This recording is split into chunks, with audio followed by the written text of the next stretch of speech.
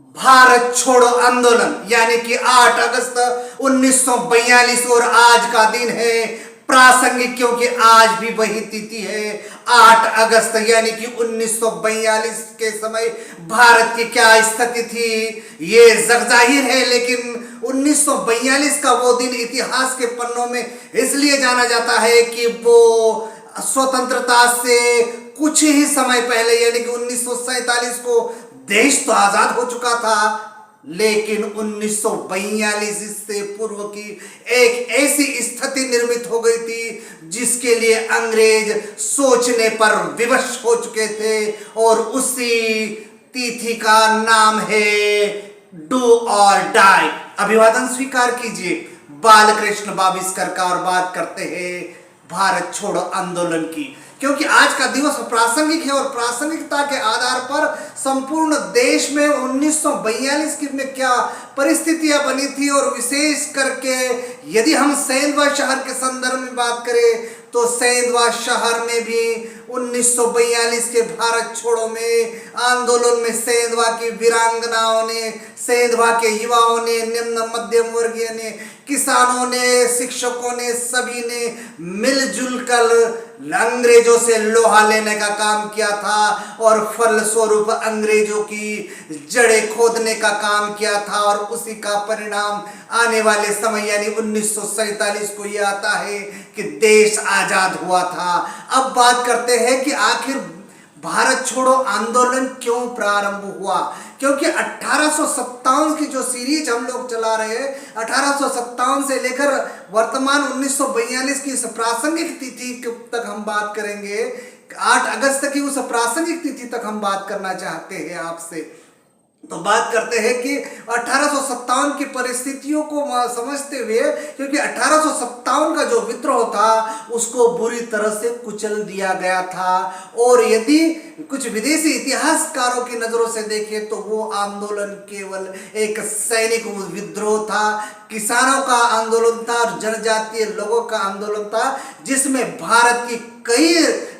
रियासतों ने सीधा हिस्सा नहीं लिया था, इसीलिए वो आंदोलन समाप्त हो गया। उसी भांति 1942 में एक विश्व स्तरीय बात सामने आती है कि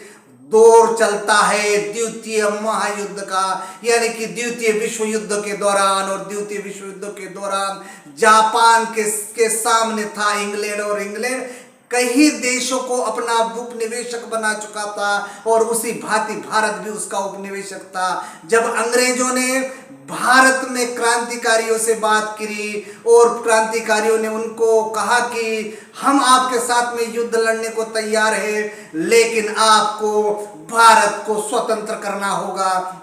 इसी को लेकर इंग्लैंड से चर्चिल ने क्रिप्स मिशन को भारत में भेजा, लेकिन क्रिप्स मिशन की ऐसी योजनाएं थी जो कहीं से कहीं तक प्रासंगिक नहीं थी, यानी कि भारत को आजाद करने की उनकी मंशा नहीं थी, उनकी नियत में खोट थी। लेकिन जब भारत छोड़ो आंदोलन में फिर भी यहाँ के नेताओं की सहमति के बाद जब भारत ने उनको सहयोग किया तो वही गिरगिट की भांति अंग्रेजों ने बदलने का काम किया, और फलस्वरूप भारत स्वतंत्रता की बात जब उठी तो फिर उन्होंने इनकार कर दिया, और फलस्वरूप महात्मा गांधी के नेतृत्व में, जी हाँ, गांधी का पदार्पण 1920 में ही हो चुका था, तब एक आंदोलन की रूपरेखा तैयार की गई। हालांकि वो विफल रही, लेकिन उसको लेकर वर्धा में एक बहुत बड़ी बैठक रखी गई, और बैठक के उपरांत सारे योद्धा एक जगह मिले, और उस स्थान का नाम था बम्बई, और बम्बई में सर्वसम्मति से निर्णय लिया गया कि अंग्रेजों भारत छोड़ो, और गांधी ने नारा दिया डू और डाई। और ऐसी स्थिति जब अंग्रेजों के पास पहुंची, ऐसी सूचना मिली, तो उन्होंने गांधी जी को त्वरित में गिरफ्तार कर लिया, लेकिन आंदोलन एक बड़ा रूप ले चुका था, लेकिन हिंसक रूप नहीं लिया, क्योंकि गांधी ने अहिंसा से लड़ाई जीतने की बात कही थी, और यही कारण रहा कि 1942 में भारत स्वतंत्र नहीं हो पाया, क्योंकि उसकी स्वतंत्रता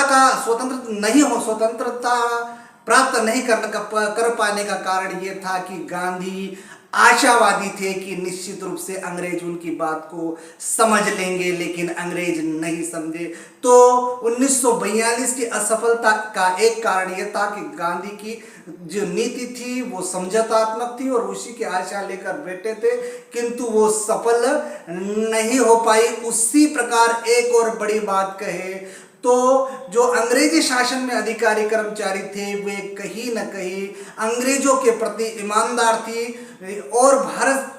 भारत छोड़ो आंदोलन की सारी गतिविधियों की जानकारी वे क्रिप्स तक पहुंचाते थे, चर्चिल तक पहुंचाते थे। और दूसरा एक कारण हिंदू दलित और सिखों ने भी इसमें उदासीनता बरती और वही मुस्लिम लीग ने तो इसका विरोधी कर दिया। भारत छोड़ो आंदोलन का परिणाम स्वरूप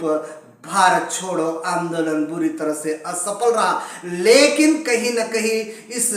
इस महासंग्राम में जो योगदान दिया है वो निश्चित रूप से आने वाले समय में आज़ादी का कारण बना। और यही कारण था कि सेंधवा के महायोद्धाओं ने बढ़ चढ़कर हिस्सा लिया, महिलाओं ने भी हिस्सा लिया। महिलाओं ने किले गेट पर अंग्रेज अधिकारी मुंशी से अपनी हेड ली और उस हेड को भी आग के हवाले कर दिया और आग के हवाले करने के बाद भारत में जो विदेशी कपड़े आयात हुए थे उनकी होली जला दी गई। उसी प्रकार उस महिला संग्राम का नेतृत्व शर्मा और सोनी नाम की दो वीरांगनाएं महिलाओं ने की। इसलिए भारत छोड़ो आंदोलन में सेंधवा का एक विशेष योगदान है, हालांकि वह असफल रहा।